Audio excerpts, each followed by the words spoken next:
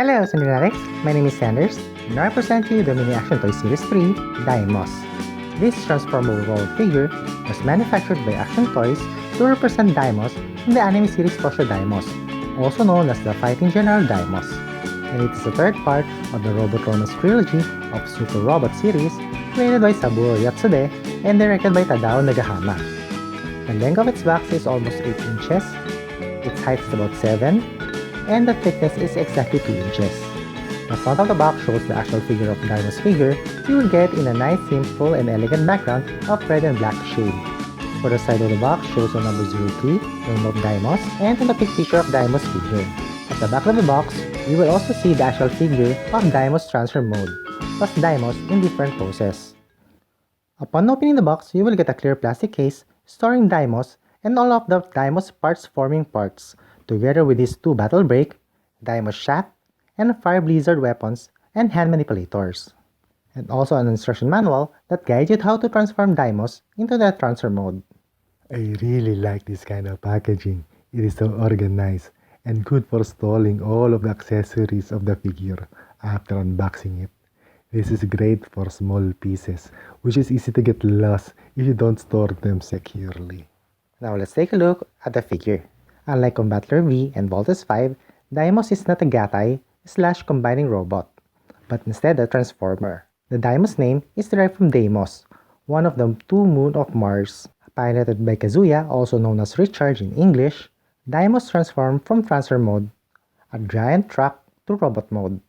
It is the technology which mimics the pilot's actual movement, which especially helps Kazuya in combat due to his training in karate. Daimos is a robot that specializes in martial arts, thus he is much more like a Gundam mobile fighter. Kazuya also had a vehicle much more like the Corlander, Triper 75S car called Rover 75S in the Filipino dub, but this figure doesn't have that gimmick.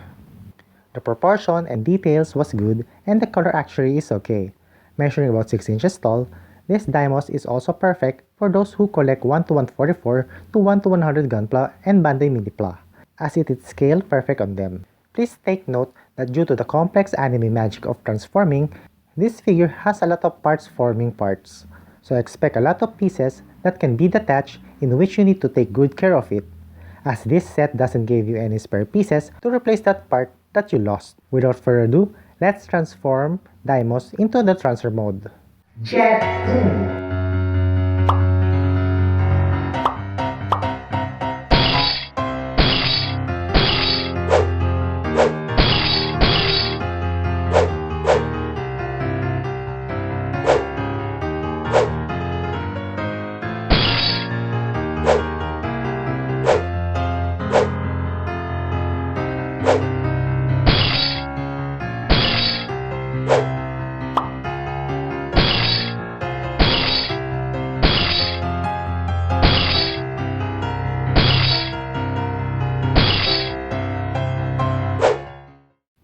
The transformation was a little bit complicated, but not that hard. You just need to take good care as the parts were brittle and prone to breakage. Even if it is not transformed perfectly just like in the anime, the transfer looks was good and almost the same proportion on the anime. The part used for parts forming plays a huge part for this awesome proportion, but you need to keep it on the box and take a good care of it, because once you lose these parts, you never transform Daimos to his transfer mode ever again. And just like the early mini action toys like Combattler V and Voltes 5, one thing that this figure stand out on Gunpla and Minipla was this set doesn't have any stickers for color accuracy. All parts were colored correctly to nail the looks of Daimos in the anime.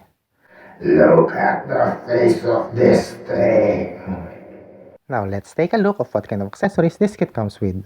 Aside that parts forming part, you need to transform Daimos into the transfer mode. This set has Daimos shaft. Daimos shaft are 2 glaives that can be attached together, hidden in Daimos feet. You will also get 2 battle brake, a blade which look like a tonfas, and another parts forming parts, the fire blizzard chest piece. An upgrade of the double blizzard. Though it does not replace the weapon, it is identical to double blizzard, except that it is empowered with fire. It's often used with freezer storm due to the fact that drastic changes of temperature can effectively weaken the enemy armor. Aside wide open hand manipulators, This figure comes with close hand manipulators, karate chopping hand manipulators, and weapon holding hand manipulators. Weapon holding hands allow Daimos to wield this Daimos shaft and battle break weapons that are included on this figure. You can conveniently slide down the either Daimos shaft or battle break to the weapon holding hands and it will securely hold it. The unique feature of this figure was the articulation with the conjunction of its transforming gimmick. Being able to transform Daimos from its transfer mode doesn't compromise the basic articulation, which somehow is spectacular, especially how small this figure was. It's complaining time. The only issue about this figure was the durability. Being small and detailed figure comes with a price. There is a lot of thin and fragile parts on this figure. The joint is somehow brittle and there is no way for any spare parts included to replace any parts that you lose or broke. If you're not careful enough on transforming this figure, you might end up breaking this Daimos. Head is on ball joint, shoulder can rotate 360 degrees, arms all the way up, elbow bicep bend and swivel, hands are both in ball joints, waist swivel, legs can go this far and that far, decent split, better than knee, feet can move sideways, and both feet are ball joints. Here are the comparison to my other toy collection. Lego minifigure, Takaratomi Pikachu, Jelly Kitty Mills Jollibee Around the World Philippines, Bandai 5-inch action hero Red Ranger, Revoltech Woody, 1:12 scale Oyaji, 1:144 No Grid Wing Gundam, Mini Action Toys Combattler V,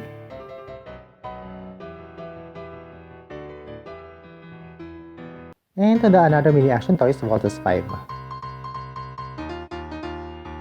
Overall, I'll give this toy this face reaction.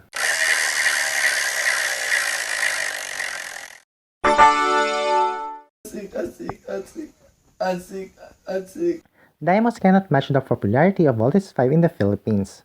It is always the second thing that comes in my mind when Voltus 5 is not around. But being a second-rate robot in the Philippines, Daimos is another must-have figure for any Filipino otaku. It is like a brother of Voltus 5, and Voltus 5 seems incomplete without him. Thanks to Action Toys, we can now have a Daimos figure that can scale on 1:144 Gunpla or Bandai Minipla. The only downside again was the durability. This toy is meant for adult collectors who want to have their childhood memory in physical form. This is my personal review, Our point of view. and see you next time for more!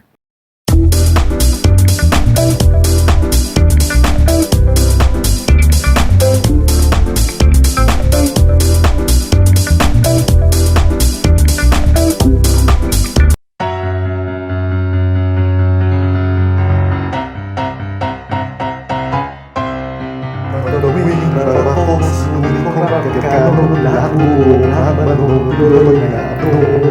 Isama mo may kasong oras ng pagmamahili. Buti pang nagdadamang marami.